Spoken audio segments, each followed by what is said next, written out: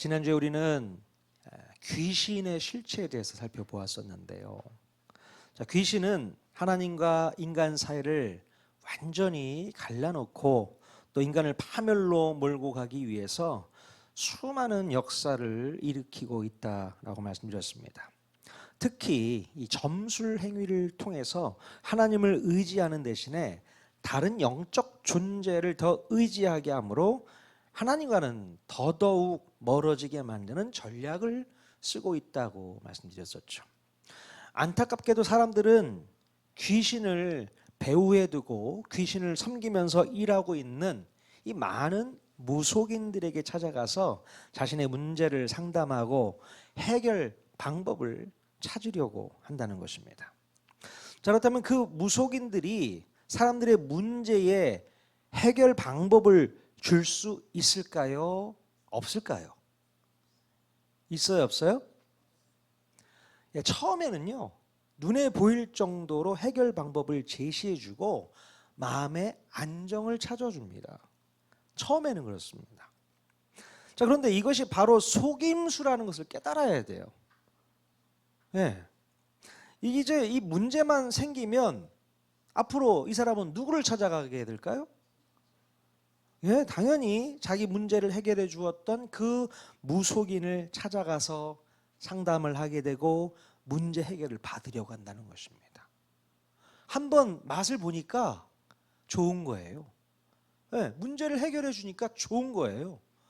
그래서 문제가 생길 때마다 그 무속인을 찾아가는 겁니다. 그 무당을 찾아가고 점쟁이를 찾아가고 자기 문제를 해결받으려고 한다는 것입니다.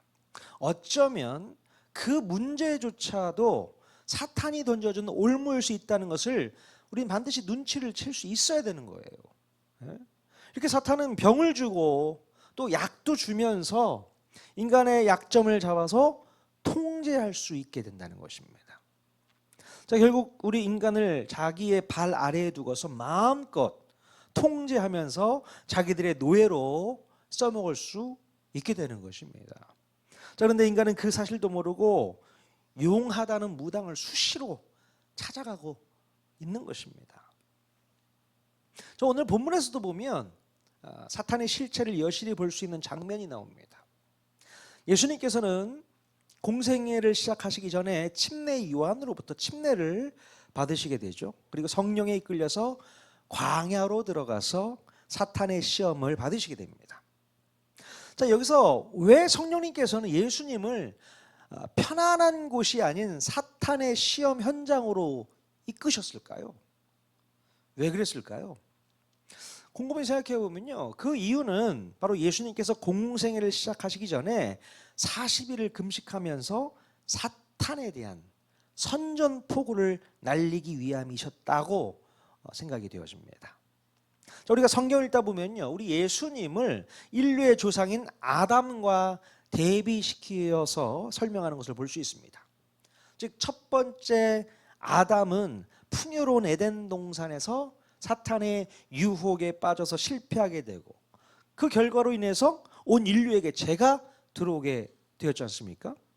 하지만 두 번째 아담으로 오신 우리 예수님께서는 이 척박한 광야에서 사탄과 정면으로 맞붙으심으로 인류의 실패를 되갚아 주시고 또 사탄에 대한 승리를 선포하기 위해서 이 공식적인 대결을 청하신 것이라고 볼 수 있는 것입니다.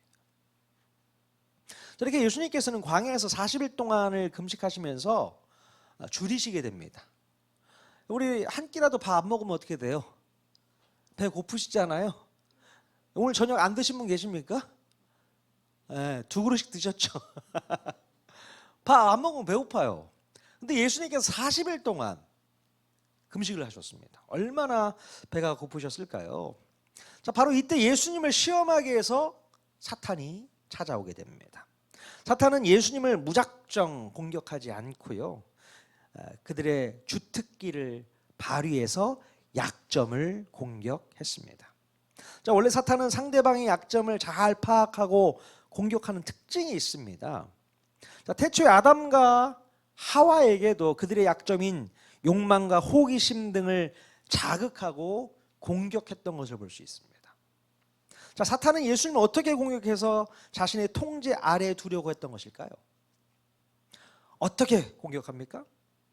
첫 번째는 결핍을 믿기로 한 본능을 통제하려고 했던 것입니다.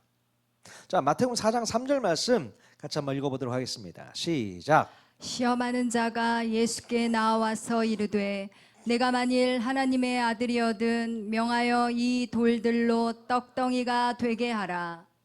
자, 이번에도 사탄은 예수님이 40일 동안 금식하신 것을 잘 알고 있었기 때문에 예수님에게 있어서 가장 취약한 부분을 정확하게 겨냥해서 공격을 하고 있는 것입니다. 바로 예수님의 가장 힘든 부분인 이 배고픔의 약점을 걸고 자꾸 건드린 것이죠. 자, 인간의 가장 근본적인 생존 본능인 이 허기를 약점 잡고 돌들을 떡덩이가 되게 하라고 유혹을 했던 것입니다. 잘할 수 있으니까, 우리 예수님이라면 할 수 있으니까 돌들을 명해서 떡덩이가 되게 해서 너 배고프니까 그거 먹으라는 거예요. 당장 우리의 급한 문제인 이 경제적, 육체적 결핍 문제를 해결하기 위해서 하나님의 질서를 무시하게 하는 통제 방법을 쓰라고 얘기하는 겁니다, 지금 사탄이. 하지만 우리 예수님께서는 함부로 돌을 떡으로 만들어서 하나님의 질서를 무시하지 않으셨다는 겁니다. 거기에 넘어가지 않았어요. 사탄의 통제에 넘어가지 않으셨다는 겁니다. 자, 두 번째로 자존심과 자기 증명을 부추기면서 심리적인 통제를 하려고 했다는 것입니다. 예, 사탄의 방법인 것이죠. 자, 마태복음 4장 6절 말씀도 읽겠습니다. 시작. 내가 만일 하나님의 아들이거든 뛰어내리라. 기록되었으되 그가 너를 위하여 그의 사자들을 명하시리니 그들이 손으로 너를 받들어 발이 돌에 부딪히지 않게 하리로다 하였느니라. 예, 좀 전에 첫 번째는 본능을 통제하려고 했다면 두 번째는 바로 심리적 통제를 하려고 했다는 것입니다. 사탄은 예수님의 정체성을 의심하게 하거나 자신을 증명해 보이고 싶은 심리적 욕구를 자극하는 것을 볼 수 있어요. 야, 네 가치를 한번 증명해 봐. 그렇지 않으면 넌 아무것도 아니야. 이런 식의 요청을 했던 것이죠. 이렇게 열등감과 교만을 이용해서 위험한 선택을 하게 만든다는 것입니다. 그러니까 사탄이 이런 방법으로 예수님께 공격하고 있는 것이죠. 나중에 알고 보면 다 이것이 인간을 공격하는 방법이었다는 것을 우리가 깨닫게 되는 것입니다. 자, 세 번째는요, 바로 지름길을 제한함으로 탐욕의 통제를 목적으로 했다는 것입니다. 인간의 마음 가운데 탐심이 있잖아요. 그 탐심을 통제하기 위한 사단의 공격이 있었다는 것입니다. 자, 마태복음 4장 8절에서 9절 또 읽겠습니다. 시작. 마귀가 또 그를 데리고 지극히 높은 산으로 가서 천하만국과 그 영광을 보여 이르되 만일 내게 엎드려 경배하면 이 모든 것을 내게 주리라. 자, 천하만국과 영광을 보여주면서 사탄에게 경배를 하게 되면 모든 것을 주겠다고 약속을 하고 있는 것이죠. 자, 예수님께서 앞으로 걸어가야 할 고난의 십자가 길 대신에 빠른 성공이라는 지름길을 제안하고 있었던 것입니다. 예, 성공할 수 있는 지름길을 제안했다고요. 그래서 한 번만 타협하면 모든 것을 가질 수 있다는 탐욕의 약점을 공략해서 영혼을 소유하려고 하는 사단의 수법이었다는 것입니다. 저렇게 사탄이 약점을 건드리는 이유는 단순히 넘어뜨리기 위함이 아니에요. 사탄이 약점을 잡는 목적은 바로 통제하기 위함이었다라는 사실을 기억해야 됩니다. 뭐라고요? 예, 약점을 잡는 이유. 사탄이 약점을 잡는 이유는 통제하기 위해서다.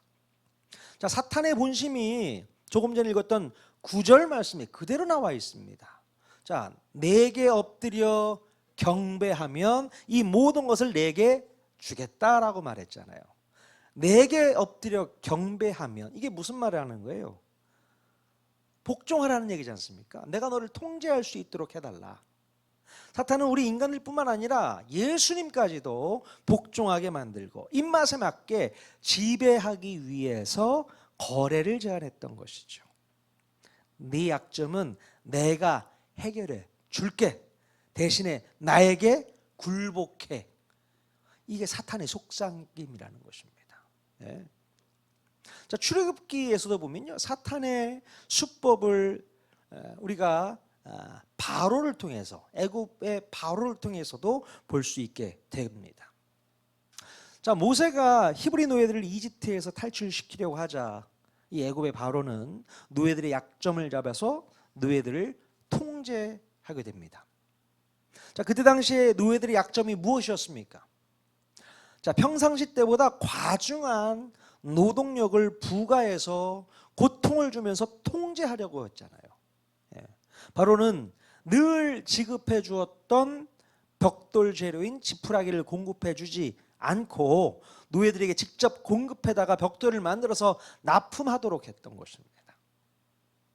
자, 그러자 바로에게 약점을 잡힌 노예들은 오히려 모세를 원망하면서 애굽 탈출을 포기하게 됩니다. 이렇게 사탄은 약점을 잡아서 자신이 원하는 대로 통제하는 방법을 사용하고 있다는 것입니다. 예나 지금이나 똑같습니다. 약점 잡아서 그것을 가지고 사람들을 이러고 저러고 통제하고 있다는 것이죠. 자, 오늘이 나라에서 지정한 노동절이죠. 예. 자, 예나 지금이나 노동자의 약점을 이용하는 방식의 문제는 실제로 존재해 왔고, 또 나라에서는 이것을 막기 위해서 제도적 장치들이 계속 만들어지고 있습니다. 일반적으로 노동자들의 약점이라면 뭐가 있을까요? 노동자들이 약점이 있다면 어떤 약점이 있을까요? 바로 노동자들로 하여금 고용에 대한 불안 심리를 고용주가 약점 잡게 됩니다. 예. 너희들 말고도 대체할 수 있는 인력은 얼마든지 있어. 이렇게 압박을 하는 거예요. 그러니 열심히 해. 이런 거 아니겠습니까? 당장 먹고 살아야 한다는 절박감을 이용해서 손쉽게 통제하려고 합니다. 자, 그래서 국가적으로 노동자를 보호하기 위해서 근로기준법이라든가 또 최저임금법, 산업안전보건법 등 여러 제도들을 마련해서 노동자들을 보호하려고 애를 쓰는 것입니다.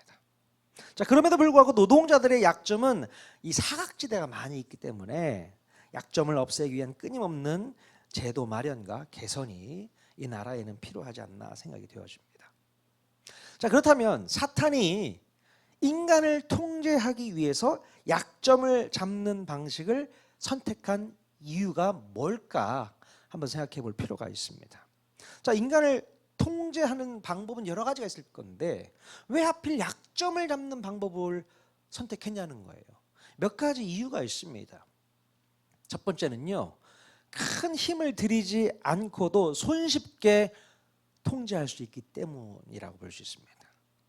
그러니까 사단이 인간을 통제할 수 있는 방법인데요, 힘을 안 들여도 충분히 약점만 잡으면 통제할 수 있다는 겁니다.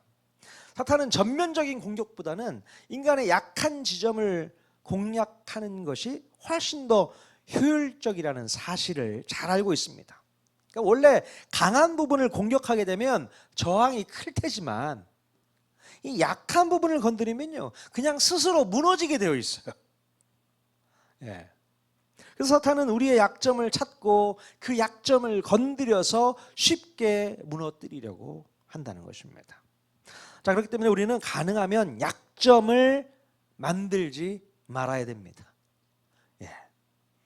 약점이 없을 수는 없겠지만 약점에 매이게 되면 사탄은 언제든지 공격해 올 수 있습니다. 여러분들 약점이 있으실까요? 나는 이게 약점이야. 어떤 약점을 갖고 계십니까? 예, 나만 알고 있는 그 약점 있죠. 그게 뭘까요? 가난함이 약점일까요? 나는 가난해. 돈이 없어. 난 그게 약점이야. 그게 늘 힘들어. 어떤 사람은 건강하지 못한 것이 약점이 될 수 있습니다. 몸 아픈 것 가지고 사단이 공격해 올 수 있습니다. 또 못 배운 것이 약점일 수 있어요. 늘 거기에 자격지심을 느끼는 분들이 있을 수 있습니다. 그게 약점일 수 있어요. 또 자녀 문제가 약점인 경우도 있습니다. 그러니까 자녀가 내가 바라는 대로 잘 성장하고 커주면 너무 좋겠는데 그러지 않은 거야. 그게 또 약점인 거죠. 또 인간관계에서 문제를 일으킬 때마다 그것이 나의 약점이 될 수 있습니다. 그러니까 여러 가지 많은 약점들이 있어요. 제가 말씀드리지 않았던 부분에서도 분명히 여러분 가지고 있는 약점이 있을 수 있다고 저는 생각되어집니다. 사탄은요, 여러분의 가장 취약한 부분을 틈타고 들어서 그 약점을 공격하는 거예요. 그러니까 그래서 여러분의 마음을 손쉽게 무너뜨리고 지들 마음대로 통제가 가능하도록 만든다는 것입니다. 그래서 작년부터 말씀드린 게 뭐였습니까? 우리 마음을 지켜야 된다라고 말씀하고 있잖아요. 그러니까 약점 한번 잡히면 우리 마음이 그냥 무너져 버리게 돼 있어요. 이게 문제입니다. 네. 약점이 그래서 무서운 거죠. 자, 두 번째, 사탄이 우리의 약점을 잡는 두 번째 이유는요, 겉으로는 도움인 것처럼 보이도록 하기 위함이라는 것입니다. 이게 무슨 말이냐면요, 사탄의 유혹은 항상 악하게 보이지만은 않습니다. 사탄의 유혹은 오히려 합리적이고 꼭 필요해 보이는 것이 특징일 때가 있어요. 꼭 필요하다, 합리적이다라고 생각하게 만든다는 것입니다. 오늘 본문에서도 보면 배고프니까 당연히 먹어야 되고, 또 보호해 주실 테니 뛰어내리라 하고, 성공을 원한다면 이 모든 것을 주겠다라고 유혹을 하지 않습니까? 사탄이요. 즉 사탄이 약점을 건드려서 유혹할 때에 그것에 빠지게 되면 그것이 죄가 아니라 당연한 필요인 것처럼 느끼도록 만들어준다는 거예요. 예? 그렇기 때문에 사람들은 죄를 선택하면서도 그것을 죄라고 인식하지 못하고 그냥 빠져버리게 되는 것이죠. 잠언 30장에 보면 이런 말씀이 있어요. 가난 때문에 도둑질하지 않게 해달라고 기도하는 장면이 나오지 않습니까? 그래서 부하게도 하지 마시고 가난하게도 하지 마시고. 예. 왜 그렇습니까? 왜 이런 기도를 하게 돼요? 그만큼 우리의 필요가 죄를 정당화하기 쉬운 영역이기 때문에 그렇습니다. 배고프니까 어떻게 남의 거라도 뺏어서 먹어야지. 정당화시키는 거죠. 그게 뭐가 죄야? 내가 죽겠구만 지금. 이러면 안 된다는 거죠. 자, 이 외에도 사탄은 교묘하게 지극히 합당하고 합리적인 이유를 제공해 주고 우리로 하여금 죄에 빠지도록 해서 더 이상 소망이 없도록 만들어 버린다는 거예요. 예. 그리고 세 번째, 사탄이 우리의 약점을 잡는 세 번째 이유는요, 강요하지 않아도 우리들 스스로 복종하도록 만들 수 있기 때문이라는 사실입니다. 그러니까 강요하지 않아요. 하지만 스스로 복종하도록 만들어 준다는 겁니다. 약점을 잡는 이유가 바로 그렇다는 거예요. 오늘 읽은 본문에서 보면 사탄은 절대로 강요하지 않습니다. 강요 대신 뭘 쓴 줄 아세요? 제안을 하게 됩니다. 예. 이렇게 하면 더 낫지 않겠어? 이렇게 해보면 어떨까? 제안을 하는 거예요. 강하게 명령하지 않습니다. 여러분, 스스로 선택한 것은요, 더 깊이 묶일 수 있다는 것을 알아야 됩니다. 누가 강요에 의해서 내가 하게 됐다면 스스로 헤쳐나올 수 있는 힘이 생겨요.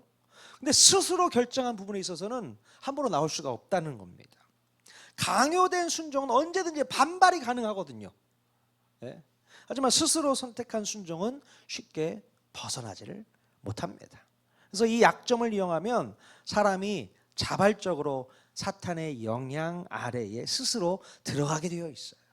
그래서 사탄은 인간을 약점 잡게 되는 것입니다. 자, 네 번째 이유가 있다면 우리 인간을 반복적으로 지배할 수 있기 때문에 약점을 잡습니다. 반복적으로 끊임없이 계속해서 인간을 지배할 수 있다는 것입니다. 약점이 한번 잡히게 되면 한 번으로 끝나지 않습니다. 반복적으로 공격할 수 있게 돼요. 예. 인간의 마음 가운데 있는 두려움이나 어떤 욕망이나 외로움이나 인정받고 싶은 마음 등은 쉽게 해결될 문제가 아니기 때문에 지속적으로 똑같은 사람을 똑같은 방식으로 통제할 수 있게 되는 것입니다. 그게 쉽게 해결되면 좋죠. 근데 쉽게 해결되는 문제입니까 이게?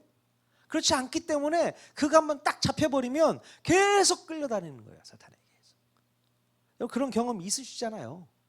예. 그래서 우리가 최대한 약점을 잡히지도 말아야 되고 약점을 만들지도 말아야겠다.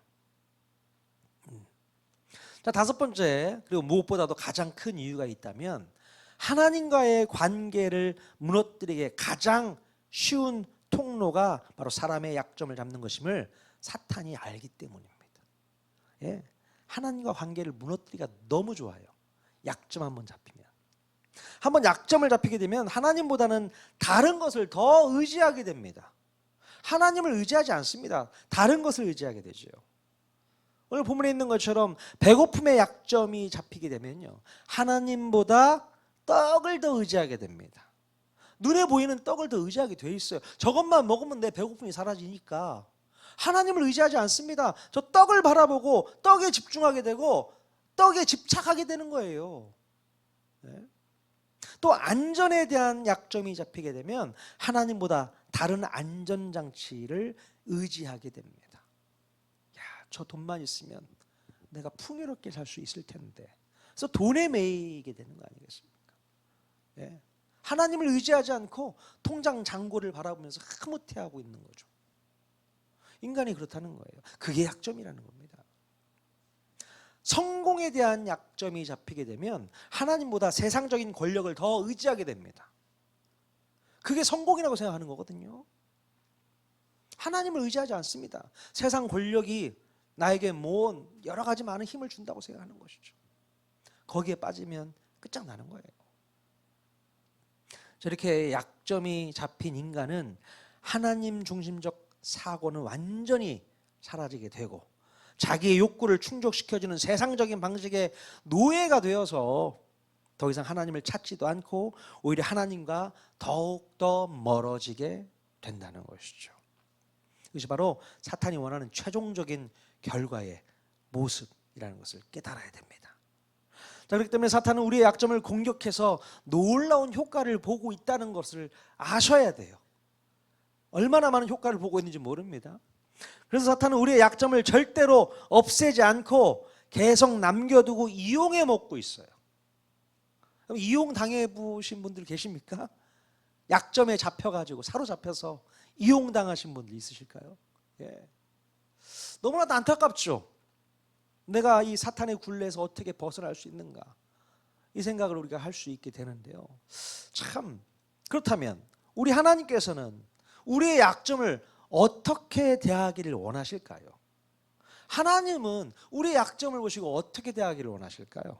어떻습니까? 자, 결론부터 말씀을 드리자면 하나님은요, 우리의 약점을 없애버려 주시기보다는 그 약점을 통해서 오히려 더 하나님을 의지하고 승리하도록 이끄시는 분이신 줄로 믿을 수 있길 바랍니다.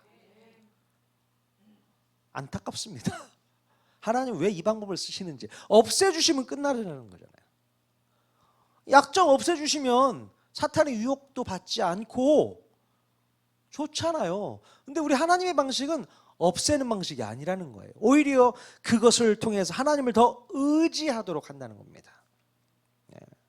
오늘 본문에서 보면 예수님께서는 금식하신 후에 육체적으로 가장 약해진 상태에서 시험을 받으셨어요. 그죠? 자, 우리들 생각 같으면 사탄에게 이기기 위해서 더욱 힘있게 해 주셔야 될 것 같은데, 그렇잖아요? 사탄에게 이기려면 힘이 있어야 되지 않습니까? 그러면 배고프지 마시고 많이 좀 드셔서 배를 불리시고 힘이 있으시면 좋잖아요. 그런 연약한 상태를 막아주지 않으시고 그 약한 순간 속에서 하나님의 말씀으로 승리하도록 하셨다는 거예요. 이게 하나님의 방식입니다. 예. 자, 고린도서 12장 9절 말씀 같이 한번 읽겠습니다. 시작. 나에게 이르시기를 내 은혜가 내게 족하도다. 이는 내 능력이 약한 데서 온전하여 짐이라. 네. 하나님께서는 우리의 약점을 제거하는 것보다는 그 약점 속에서 하나님의 능력을 경험케 하시는 것을 더 중요하게 여기신다는 겁니다. 네. 여전히 약한 부분은 가지고 있지만 하나님을 의지함으로 온전해질 수 있었다는 고백이 터져 나오기를 하나님이 원하신 거예요. 네. 자, 그리고 무엇보다도 우리의 약점을 바로 하나님의 말씀으로 이기도록 훈련하고 계시다는 것을 또 기억해야 됩니다. 오늘 본문에 보면 예수님께서는 사탄의 시험이 있을 때마다 어떻게 반응을 하셨습니까? 뭐라고 반응하셨어요? 똑같은 단어를 쓰고 계신데요. 기록되었으되, 그 얘기를 사탄에게 하면서 대응하고 계십니다. 기록되었으되 무슨 얘기예요? 뭐가 기록되었다는 얘기입니까? 하나님의 말씀이 성경에 이렇게 기록되어 있는데 너 이거 한번 들어봐, 이 얘기입니다. 기록되었으되, 매번 성경에 기록된 말씀으로 우리 예수님께서는 대응하시고 저항을 하셨다는 것이죠. 자, 구약에 기록된 성경 구절 인용해서 사탄의 공격을 물리치셨습니다. 예. 우리 하나님께서 우리에게 원하시는 방법은 약점을 단번에 없애시는 것이 아니라 우리의 약점을 하나님의 말씀으로 다스리는 것이다, 그렇게 말씀하고 있어요.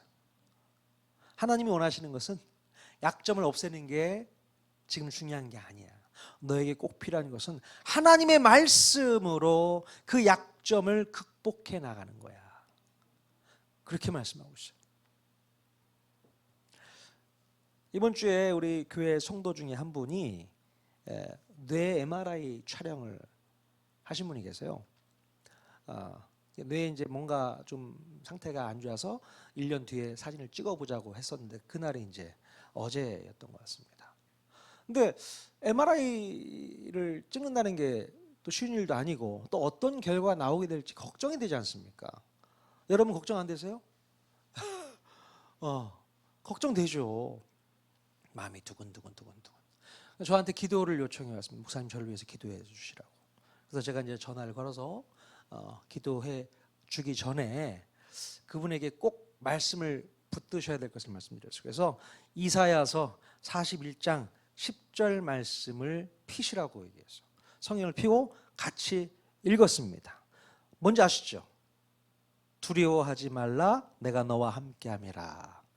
놀라지 말라, 나는 내 하나님이 됨이라.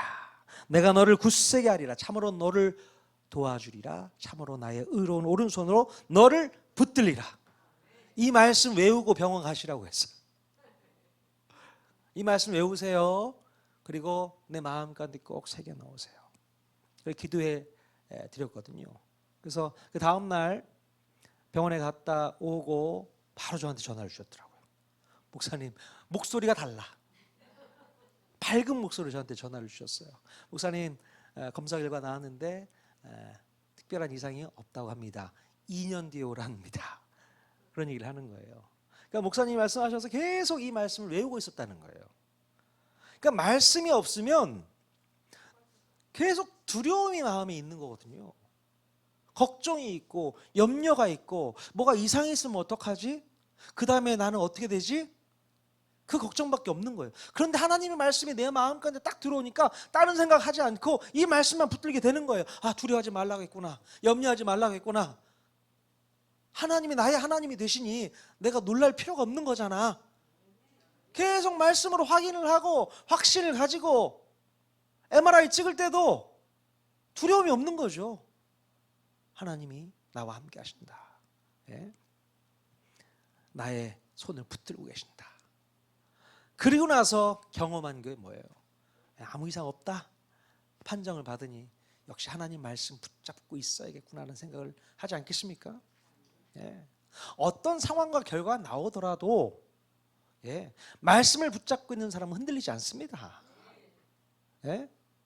하나님의 말씀을 붙잡고 있는 사람은 사탄이 어떤 공격을 해와도 두렵지가 않은 거예요. 근데 말씀이 없으면 무너질 수밖에 없어요. 대응할 수 있는 힘이 없잖아요.